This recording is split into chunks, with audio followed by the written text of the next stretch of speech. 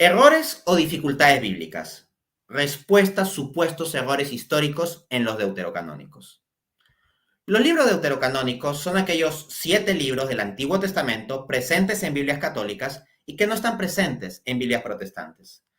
De este modo, para atacar el canon católico, una línea de ataque que han formulado ciertos protestantes es cuestionar la fiabilidad histórica de los deuterocanónicos.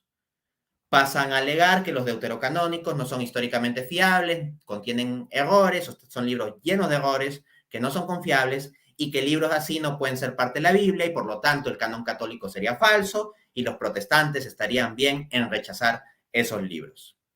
Ese es el tipo de esquema que se plantea. Un ataque de orden histórico, cuasi racionalista, si no es que racionalista, a los libros deuterocanónicos.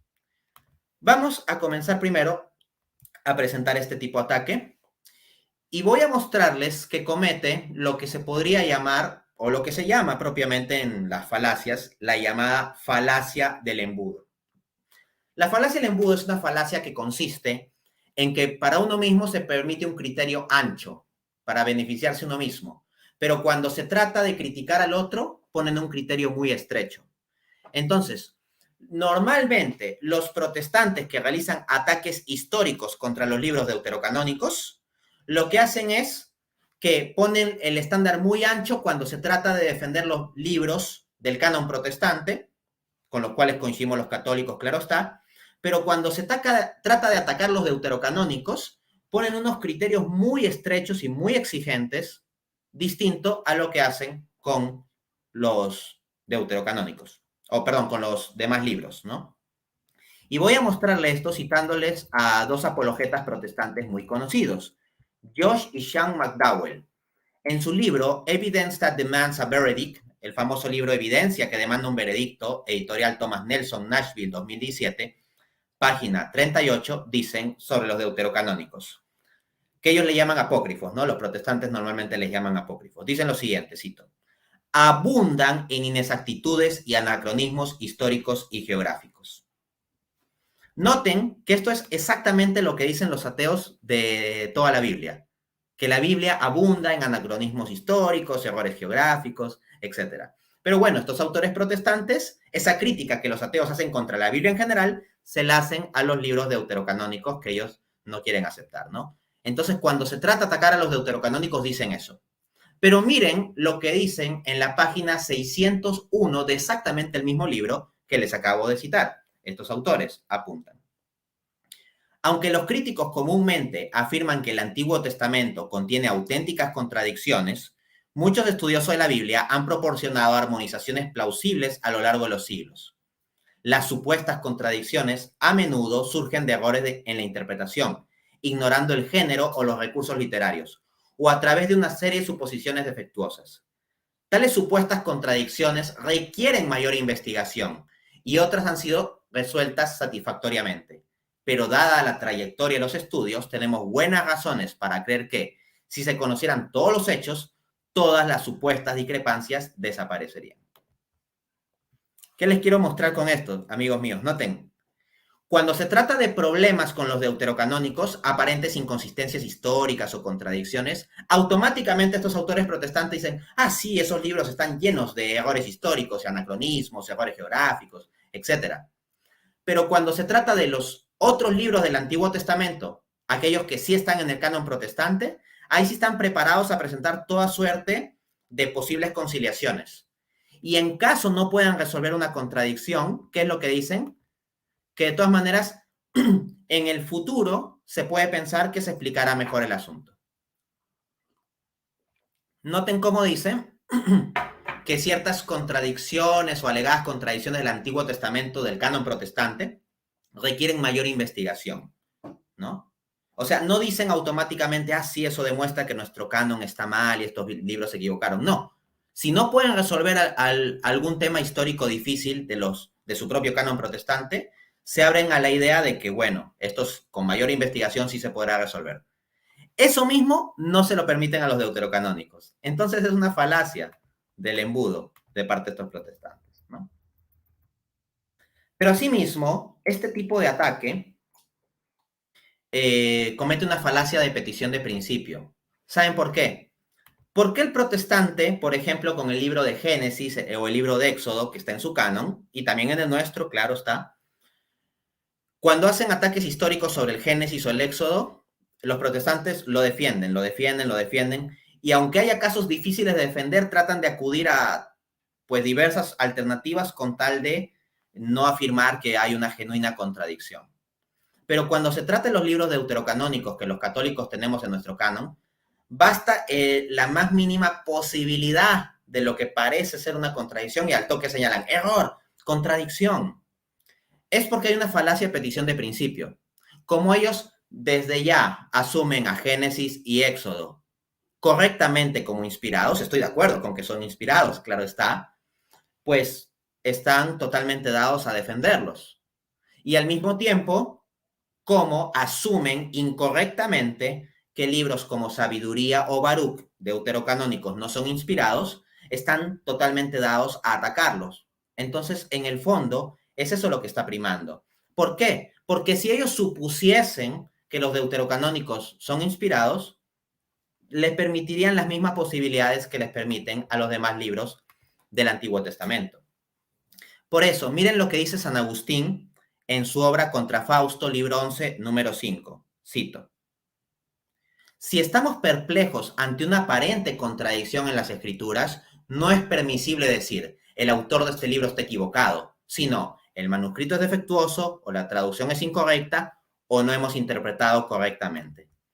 Miren las tres inteligentes opciones que propone San Agustín. Cuando hay una aparente contradicción bíblica, o un aparente error histórico o algo así, tienes opción 1, el manuscrito es defectuoso. Opción 2, la traducción es incorrecta. Opción 3, no lo hemos interpretado correctamente.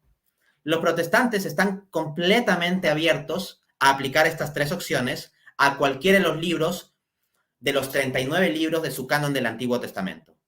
Pero basta que sean los deuterocanónicos que tenemos los católicos y ahí sí no les dan el beneficio de la duda, como vamos a pasar a ver en unos momentos. Una siguiente sección que quiero ilustrarles ya para entrar a casos específicos es distinguir errores de dificultades bíblicas. Señores, la Biblia es un libro que tiene dificultades, al menos para fines de nuestro conocimiento, en el sentido de que hay ciertos pasajes que son difíciles y que pueden ser difíciles de conciliar con la historia. Pero eso no es algo que sea exclusivo de los libros deuterocanónicos. Es algo que en general se da con las escrituras, en Antiguo y Nuevo Testamento. Son dificultades bíblicas, no son errores bíblicos. No estoy diciendo que la Biblia se equivoca. Lo que estoy diciendo, sí, es que hay pasajes que son difíciles de conciliar con determinados hechos históricos, por ejemplo, o con determinada evidencia histórica. Pero no estoy diciendo que se equivoquen. No estoy diciendo que no pueda haber conciliación. Estoy diciendo que hay ciertos pasajes que son difíciles. Y si no me creen, pues les invito a revisar la llamada Enciclopedia de Errores Bíblicos. The Encyclopedia of Biblical Errancy, de Klaus Denning McKinsey, editorial Prometheus, New York, 1995. Es un libro gordo de 553 páginas, lleno de alegadas contradicciones bíblicas. Ojo, yo no estoy diciendo que ese libro tenga razón. O sea, considero que ese libro está equivocado porque creo en la inerrancia bíblica. Pero el punto es, ¿cuántos de los cristianos protestantes están preparados para dar automáticamente respuesta a las 553 páginas de ese libro? Y en caso no puedan dar respuesta a alguna de esas, automáticamente por eso van a descartar algunos de sus libros de su canon. No. Entonces, del mismo modo, ¿por qué no nos permiten a los católicos la chance de hacer lo propio cuando se trata de defender los deuterocanónicos? Si no nos lo permiten, es un doble estándar. Entonces, no es que las dificultades bíblicas sean algo exclusivo de los deuterocanónicos. Lo encontramos a lo largo de diversos libros de la Biblia, en Antiguo y Nuevo Testamento. Pero no son errores, son dificultades. Vamos entonces al grueso de esta conferencia. Es que vamos a afrontar las principales dificultades históricas que se encuentran en los libros deuterocanónicos. Vamos a ver casos concretos. Comencemos primero con el caso más famoso de todos, Judith 1.1. ¿Cuál es el problema? Recuerden que los libros deuterocanónicos son 7 libros, ¿no? Los que voy a mencionar aquí con dificultades, pues todos ellos son deuterocanónicos. Judith 1.1. El problema es que se llama Nabucodonosor rey de Asiria, cuando en realidad era rey de Babilonia, y encima en otra época. Entonces uno dice, uy, esto no se puede resolver, no hay forma. ¿Cómo le van a decir rey de Asiria si en realidad era rey de Babilonia? ¿Es una contradicción insalvable? Reconozco que es una dificultad bíblica, pero no es una contradicción insalvable. En primer lugar, hay evidencia de que en la antigüedad Babilonia podía ser llamada Siria. ¿No me creen? Pues les cito a Herodoto, el más grande historiador de la antigüedad, el padre de la historia. En su libro Historias, libro 1, capítulo 178, dice: había en Asiria muchas grandes ciudades, pero la más famosa y fuerte fue Babilonia. Entonces, nota cómo pone a Babilonia incluido en Asiria. Es algo que está en la historia antigua. Asimismo, el gran escritor griego Genofonte, en su libro Ciropedia, libro 5, capítulo 3, apunta: Ciro reanudó su marcha sobre Babilonia, pero los asirios no salieron a su encuentro. O sea, se está refiriendo a los habitantes de Babilonia como asirios. Entonces, estamos viendo evidencia de libros de historia secular, de la historia antigua, que dan margen para entender el texto Judith 1.1 sin alegar contradicción. Asimismo, con base en ciertos descubrimientos históricos, se han hallado vías de conciliación del tiempo y los eventos de Judith 1.1. Por ejemplo, Hugh Pope, en su artículo Book of Judith en Catholic Encyclopedia, 1910, volumen 8, apunta, cito: Vigoureux, que es un teólogo francés experto en conciliar Biblia y arqueología, de acuerdo con recientes descubrimientos asirios, identifica a Nabucodonosor con Asurbanipal. Esto permite referir los eventos al tiempo del cautiverio de Manasés bajo Asurbanipal. Se sostiene además que la campaña realizada por Holofernes está bien recogida en los registros de Asurbanipal que nos han llegado. Estos hechos darían indudablemente una explicación a la aparente alusión al cautiverio. Fue ciertamente una restauración, pero la de Manasés, no la de Esdras. Entonces, cuando te dicen que no cuadra el tiempo, bueno, hay descubrimientos arqueológicos que apuntan a que habría formas de que sí cuadre el tiempo del que habla Judith 1.1. Alternativamente, tenemos que Johannes Straubinger, en su famosa Biblia comentada sobre el pasaje Judith 1.5, apunta: según los descubrimientos hechos en Nínive, se trata de la victoria del rey Asurbanipal o Sardanápalo de Asiria, y no del famoso rey Nabucodonosor de Babilonia. Freno la cita ahí. Recuerden que el problema es que se habla de Nabucodonosor y como que el tiempo no cuadra. Pero lo que están diciendo estos autores es que podemos ver evidencia de que apuntaría a que se está llamando Nabucodonosor a Asurbanipal. Y alguien se preguntará, ¿pero por qué se le llama Nabucodonosor a Asurbanipal? Sigamos leyendo. Que vivió medio siglo más tarde, aunque Asurbanipal reinó también sobre Babilonia y pudo en él adoptar el nombre de Nabucodonosor, que significa Nebo proteja la frontera, pues Nebo era el dios de Babilonia. Parece que los hebreos llamaban Nabucodonosor a los reyes de la otra parte del Éufrates. En Tobías 14:17, según la Septuaginta, se da este nombre a Nabopolassar. Entonces, como pueden ver, hay evidencia para esta vía de conciliación que estoy explicando. No es un absurdo. Vamos a ver otro texto que se suele citar como problema con los deuterocanónicos. Tobit 1.15. El problema es que en ese texto se dice que Sennacherib es hijo de Salmanasar, cuando de acuerdo con la historia fue hijo más bien de Sargón II. ¿Cómo se resuelve esto? Con una de las opciones que había planteado San Agustín, que tal vez el manuscrito que tenemos no está correcto. No es que haya un error bíblico el autor original, sino que el manuscrito podría estar equivocado, el manuscrito posterior de transmisión textual. Porque miren, en varios códices antiguos de Tobit 1.15 dice Enemazar en vez de Salmanasar. Y Enemazar puede identificarse con Sargón. Y si puede identificarse con Sargón, ya no hay contradicción, porque Sennacherib sería hijo de Enemazar, que puede identificarse con Sargón, y ya no se contradice la historia conocida. Al respecto, dice Walter Drum, abro cita: la variante, se refiere a Tobit 1.15, debe ser la AB, Codex Vaticanus y Alexandrinus, y Alep, Codex Sinaiticus, a saber, Enemazar. Esto significa Sargón.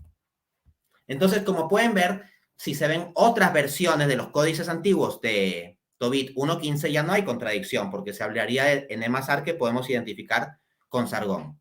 Algunos se estarán preguntando, oye Dante, pero ¿de dónde sacas eso de que Enemazar se puede identificar con Sargón? Bueno, les leo lo que dice C.J. Barber en el libro de Sunderland Pictorial Encyclopedia of the Bible. Cito. En tiempos más recientes, el nombre, se refiere a Enemazar, se ha considerado como un compuesto asirio, Sarukinu, el rey legítimo, un epíteto de Sargón. Entonces puedes utilizar Enemazar como Sargón. Y se disuelve la supuesta contradicción. Vamos a otra supuesta contradicción. Tobit 14.15. ¿Cuál es el problema? Se asocia la caída de Nínive a Nabucodonosor, como que la caída de Nínive se dio en tiempo de Nabucodonosor y Asuero, pero históricamente eso es falso. Entonces el libro se habría equivocado y es falso y los deuterocanónicos son falsos.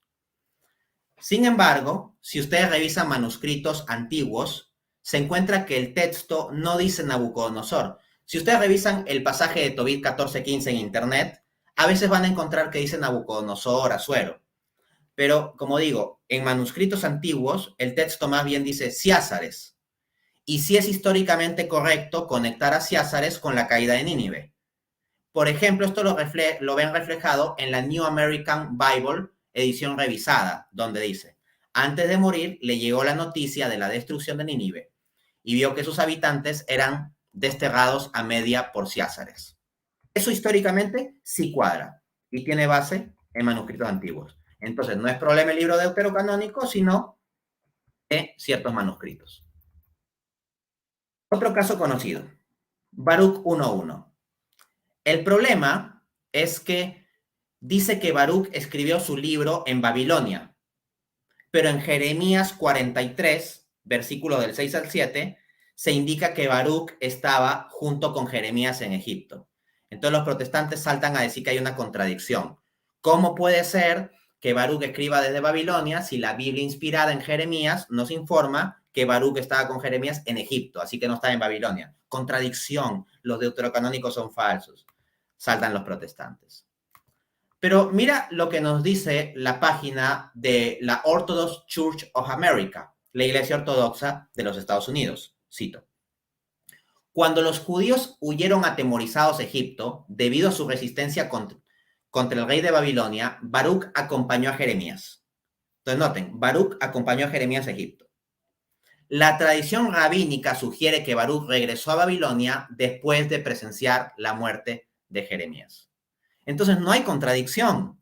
En Jeremías 43 se estaría en el tiempo en que Baruch estaba con Jeremías en Egipto cuando lo acompañó, pero dada la muerte de Jeremías, Baruch habría vuelto a Babilonia. Y hay referencia en la tradición rabínica sobre esto, según esta página de la Iglesia Ortodoxa. Asimismo, el especialista Jared Ollard, en su artículo The Book of Baruch, publicado en la revista académica Grace and Knowledge, número 12, 2002, dice: Baruch comienza en el año 582 a.C. La situación aquí aparentemente refleja la antigua tradición judía de que Jeremías fue apedreado en Egipto por los judíos infieles e idólatras que vivían en el exilio, mientras que su secretario Baruch escapó de Egipto y se unió a los exiliados a Babilonia. Ahí lo tienen, amigos, no hay contradicción. Baruch estaba con Jeremías en Egipto y luego va a Babilonia y estando en Babilonia escribe el llamado libro de Baruch. Ahora, vamos al último caso, es con el libro de Macabeos. Y esta es, al parecer, una contradicción complicada. Miren, ustedes van a leer primera Macabeos 6:16, luego segunda Macabeos 1:16 y luego segunda Macabeos 9:5. ¿Y cuál es el problema con el que se van a encontrar? Que en los pasajes les están relatando como 3 versiones de la muerte de Antíoco en 3 lugares distintos. Eso sí parece una contradicción muy grave. Decimos, oh, hay 3 versiones de la muerte de Antíoco. Te están narrando 3 formas en que murió la misma persona y las 3 formas no cuadran. ¿Qué hacemos? Contradicción, insalvable. No, señores. Tienen que darse cuenta de lo siguiente. La solución clave es esta. No es el mismo Antíoco. Son diferentes Antíocos. Y uno dirá, Dante, no me vengas con eso. ¿Cómo es que va a haber varios personajes llamados Antíocos? No te pases. Bueno, por ejemplo, en la web Conservapedia se refiere a lo siguiente, cito, nuestra costumbre de enumerar a los reyes con el mismo nombre, como primero, segundo, tercero, cuarto, quinto, no como decimos Carlos I, Carlos II, Carlos V, era desconocida en la antigüedad. Los libros de los macabeos mencionan individuos claramente separados que tienen cada uno el mismo nombre de Antíoco. La segunda carta de Segunda de Macabeos, del 1, del 13 al 16, relata la muerte de Antíoco X Eusebes. Este Antíoco no debe confundirse con Antíoco IV Epífanes, quien no logró tomar el Imais y su templo, y luego murió de infección parasitaria y descomposición en las montañas de Persia. Primera de Macabeos 6, del 1 al 16, Segunda de Macabeos 9, del 1 al 10 y 20. El Antíoco que murió en el templo de Nanea no era Antíoco IV. Entonces ya está, o sea, eso simplemente les llamaban Antíoco a cada uno, no decía Antíoco I, Antíoco II o algo así. Asimismo, los biblistas Ignacio Schuster y Juan Holzamer nos dicen lo siguiente. El primer relato, Primera Macabeos 6, procede de un cronista a quien solo interesa dar en sus rasgos generales los acontecimientos. El autor del segundo pone, en Segunda de Macabeos 9, especial empeño en describir los pormenores. Ambos relatos pueden armonizarse entre sí.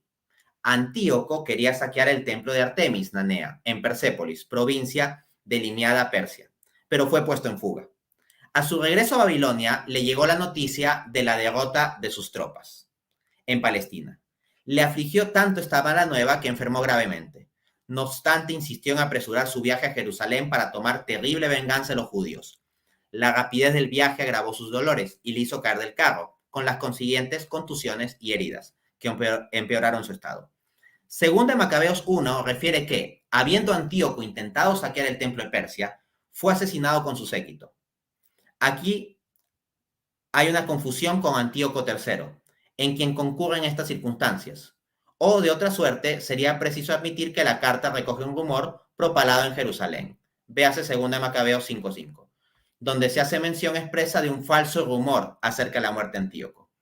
El autor del libro trae la carta como documento del cual no responde. Véase 2 de Macabeos 2:29. Esto lo encuentran citado en la Biblia Straubinger, en el pie de página 2 de Macabeos 1:6.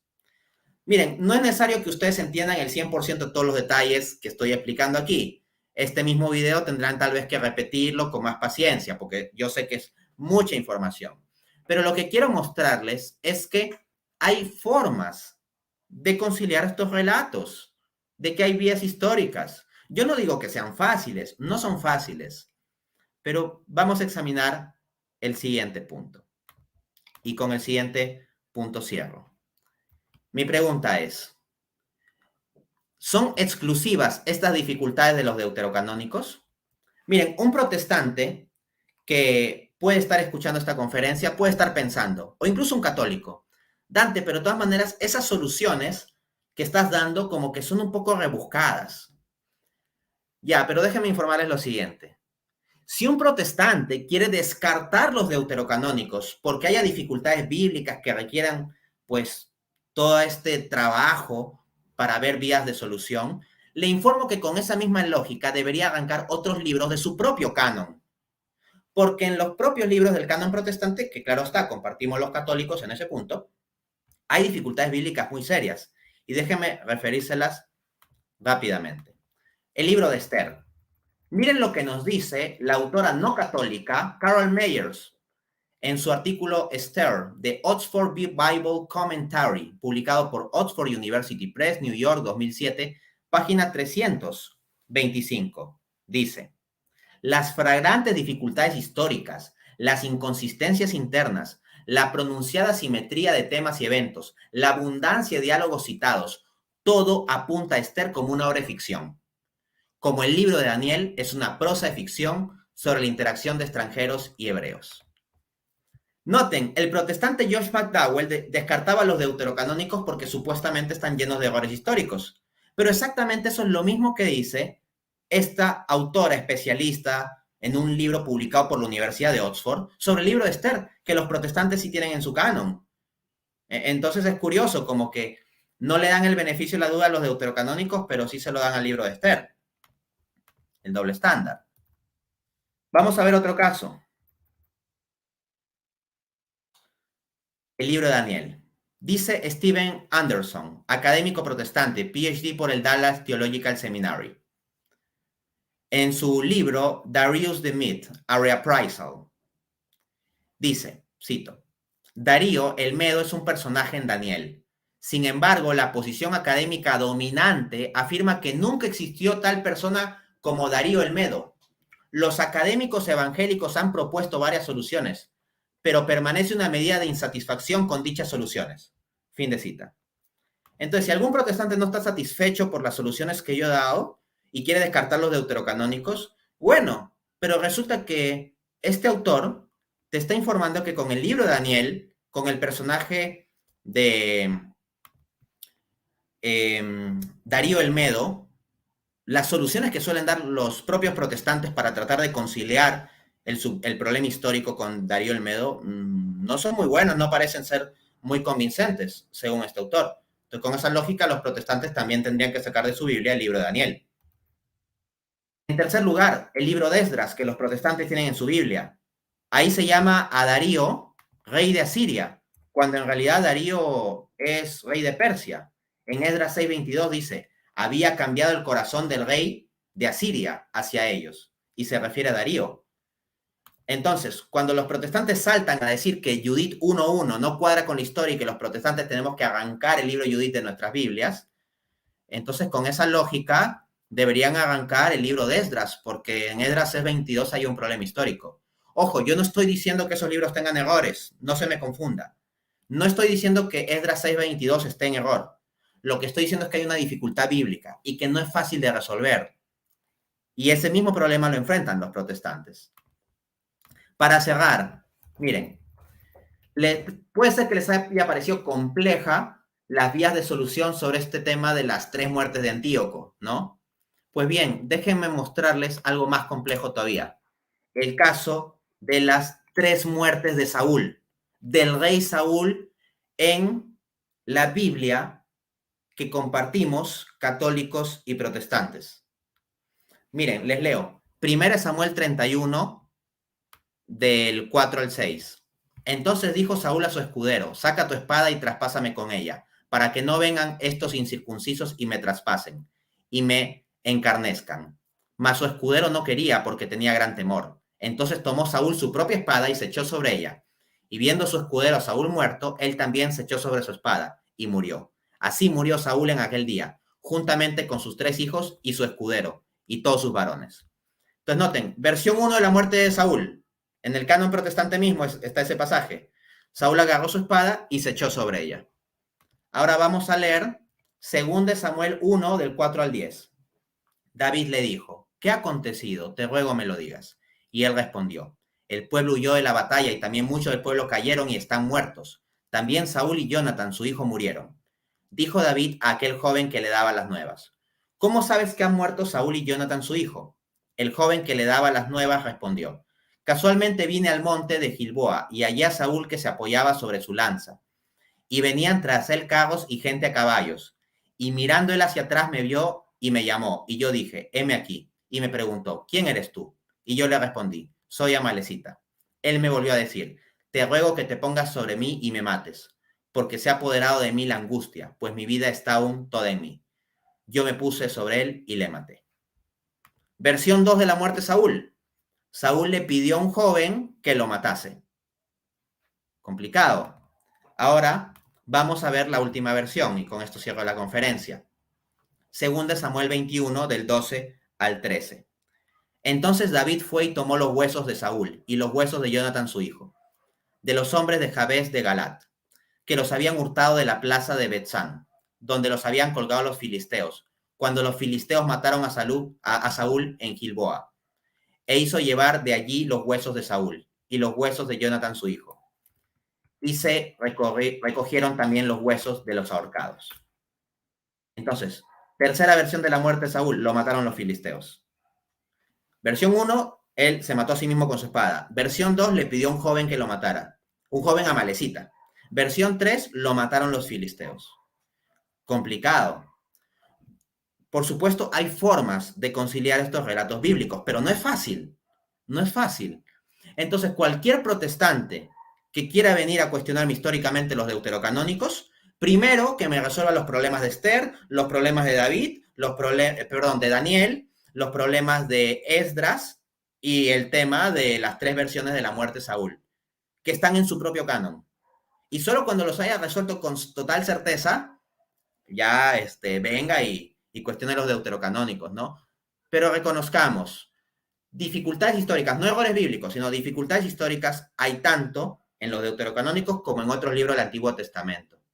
Pero nosotros tenemos una fe y una fe razonable, y pueden haber respuestas razonables a estas alegaciones.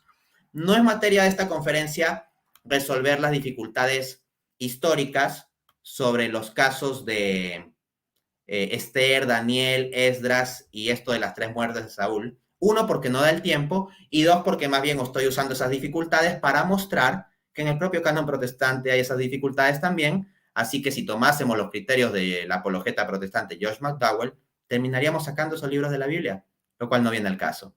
Entonces, vemos que comparativamente hablando, los libros deuterocanónicos tienen una fiabilidad histórica bastante comparable a otros libros del Antiguo Testamento, a la luz de la investigación histórica, que no es infalible. A medida que más avance la investigación histórica, se podrá arrojar más luz sobre estos problemas y se podrán ir resolviendo más dificultades bíblicas del Antiguo Testamento, tanto de libros deuterocanónicos como aquellos que no sean deuterocanónicos. En todo caso, vemos que los católicos tenemos una fe razonable y tenemos con qué responder ante estos ataques protestantes al canon bíblico. Muchas gracias.